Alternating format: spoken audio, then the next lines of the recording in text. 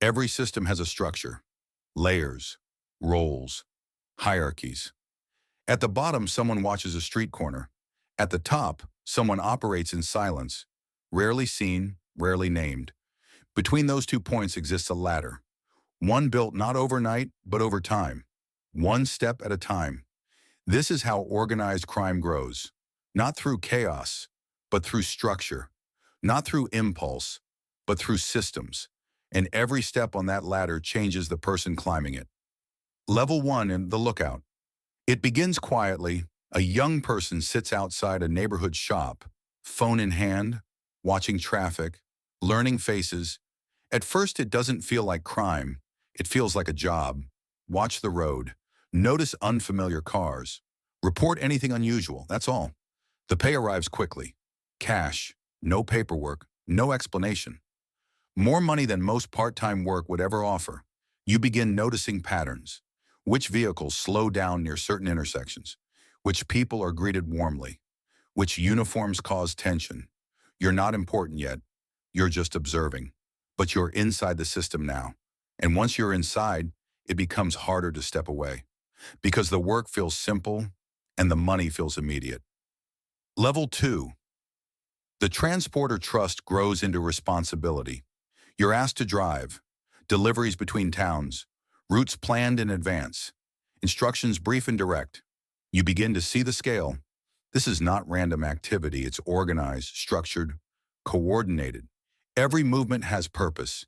Every route has timing.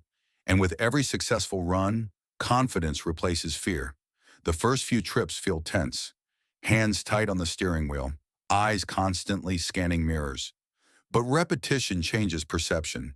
Danger becomes routine. Routine becomes normal. And once risk feels normal, it stops feeling like risk. That's when the system truly takes hold. Level 3, the collector. Now you carry authority. You visit businesses. You manage payments. You represent something larger than yourself. People recognize you. Some cooperate immediately. Others hesitate. A few test boundaries. You learn something important. Control doesn't come from shouting. It comes from consistency, from showing up, from maintaining order, from being predictable. Over time, your role shifts. You stop reacting. You start deciding. And decision-making changes how you see the world. Level 4, the cell leader. You now manage people. A small group looks to you for direction. Territory becomes part of your responsibility. Movement, security, coordination. You balance expectations from above with realities below. Pressure grows, from superiors demanding results, from younger recruits making mistakes, from rivals testing boundaries. Leadership begins to feel different from what you imagined. Less control, more responsibility. Every choice carries weight. Every action has consequences, and every mistake spreads outward. Level 5, the regional operator. The scale expands again. You're no longer thinking about single streets or individual businesses. You're thinking in systems, routes between cities, distribution networks, financial flow. You begin planning ahead. Days become weeks. Weeks become months. Decisions are strategic now. When to move, when to pause, when to stay invisible. Money increases, influence increases, but trust decreases. Your circle becomes smaller. Your sleep becomes shorter. Because at this level, every decision is watched by competitors, by authorities, by ambitious people within your own structure. The psychology of power, something changes here, not externally, internally. Success starts to feel normal.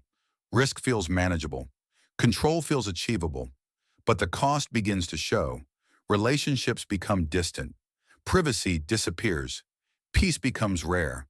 Because power requires constant awareness. And constant awareness changes how you think.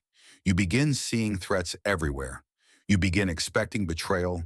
You begin relying only on yourself. Level 6. The plaza boss. Visibility disappears. You are no longer seen in public. Decisions travel through layers. Instructions pass through intermediaries. Your role becomes strategic. Negotiation replaces confrontation. Influence replaces force. Territories are maintained through relationships as much as operations. But the success brings isolation. You cannot move freely. You cannot appear casually. You cannot live normally. Power becomes structured, and structure becomes a cage.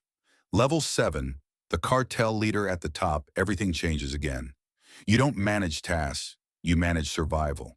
The organization operates across borders, across industries, across networks. Money flows constantly, but money is no longer the focus. Security becomes everything. Allies shift. Rivals evolve.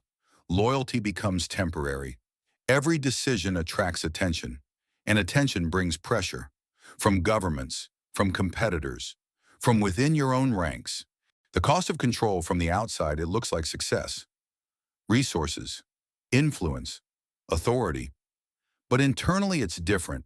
Constant movement, constant awareness, constant isolation. Family becomes distant. Friends become cautious. Trust becomes rare. Because power at this level demands distance. And distance changes everything. The system itself. Here's the reality most people don't see. The system is designed to outlast individuals. Roles exist beyond people. If one person leaves, another steps in. Roots remain. Structures remain. Processes remain. Because the system is built on continuity, not personality. The inevitable pressure. Every structure faces resistance. Authorities investigate. Competitors challenge. Internal ambition grows. Pressure builds slowly, not in dramatic moments, in small ones. A mistake, a leak, a betrayal, and once pressure reaches a certain point, change becomes unavoidable. Level 8, the fall. The fall doesn't always come loudly. Sometimes it arrives quietly.